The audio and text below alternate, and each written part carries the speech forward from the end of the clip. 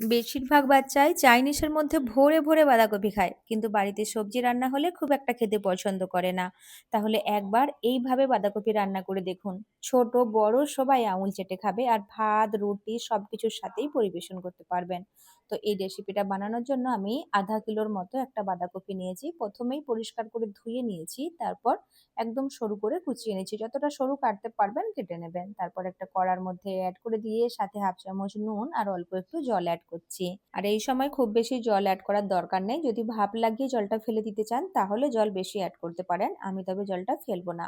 এখন ঢাকা দিয়ে গ্যাসের ফ্লেম মিডিয়াম টু হাইতে রেখে 5-7 মিনিটের মতো ভাপ লাগিয়ে নেব। সেই ফাঁকে কেটে নিয়েছি পেঁয়াজ, টমেটো আর অল্প একটু ক্যাপসিকাম পড়েছিল।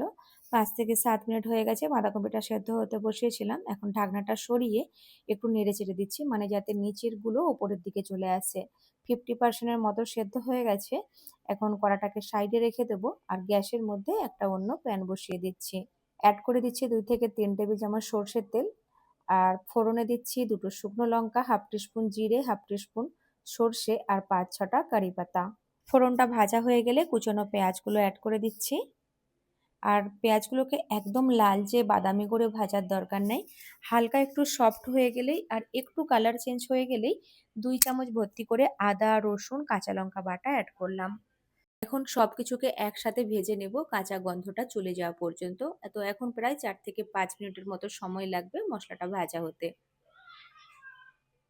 কাঁচা গন্ধ চলে গেলে কেটে রাখা টমেটোগুলো অ্যাড করছি আর ক্যাপসিকাম কুচানোগুলো অ্যাড করে দিলাম। সাথে স্বাদ মতো নুন, হাফ টিস্পুন হলুদ গুঁড়ো, 1 টিস্পুন লঙ্কার গুঁড়ো, 1 টিস্পুন ধনে গুঁড়ো আর হাফ টিস্পুনের মতো জিরে গুঁড়ো দিয়ে সবকিছুকে একসাথে নাড়তে থাকবো। আর নুনটা একটু বুঝে অ্যাড করবেন, যেহেতু বাঁধাকপির মধ্যে নুন দেওয়া রয়েছে। তো এখন সবকিছুকে খুব ভালো করে এইভাবে নেড়েচেড়ে একটু কষিয়ে নেব। তো খুব বেশি সময় ধরে কষাতে লাগবে না। টমেটোগুলো জাস্ট একটু সফট হয়ে গেলেই এর মধ্যে সেদ্ধ করা বাঁধাকপিগুলো অ্যাড করে দেব। তো বাঁধাকপির মধ্যে অল্প জল রয়েছে, তাই জন্য আমি জলের সাথেই অ্যাড করলাম। যদি খুব বেশি জল থাকে তাহলে কিন্তু জলটা বাদ দিয়ে অ্যাড করবেন। খুব ভালো করে মিশিয়ে নেব। তো জায়গাটা একটু ছোট হয়ে গেছে, সবজির পরিমাণ একটু বেশি হয়ে গেছে, তো নাড়তে একটু অসুবিধা হচ্ছে। মশলার সাথে খুব ভালো করে মিশিয়ে নিয়ে গ্যাসের ফ্লেম লো টু মিডিয়াম রাখবো আর 5 থেকে 7 মিনিট ঢাকা দিয়ে কুক করে নেব। মাঝখানে একবার নেড়ে চেড়ে দেবো, যাতে নিচের দিকে লেগে না যায়। তো একটু নেড়ে চেড়ে দিয়ে আবারও ঢাকা দিয়ে দেবো। আর সাইডে 100 গ্রামের মতো পনির নিয়েছি, পনিরটাকে একটা গ্রেটারের সাহায্যে গ্রেট করে নিচ্ছি। চাইলে হাত দিয়ে একটু ভেঙে ভেঙেও নিতে পারেন।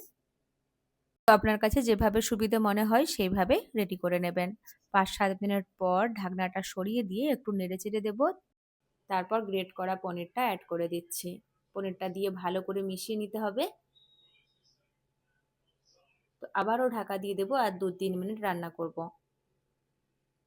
2-3 মিনিট পর ঢাকনাটা সরিয়ে 1 টিস্পুন ভাজা মশলার গুঁড়ো আর বেশ কিছুটা ধনেপাতা কুচি আর হাফ টিস্পুনের মতো চিনি অ্যাড করছি। এখন সবকিছুকে খুব ভালো করে মিশিয়ে নেব 1-2 মিনিট সময় নিয়ে। তারপর গ্যাসের ফ্লেম অফ করে দেব। এখন প্রায় রেডি হয়ে গেছে, চাইলে স্ট্যান্ডিং টাইমও রাখতে পারেন 4-5 মিনিটের মতো।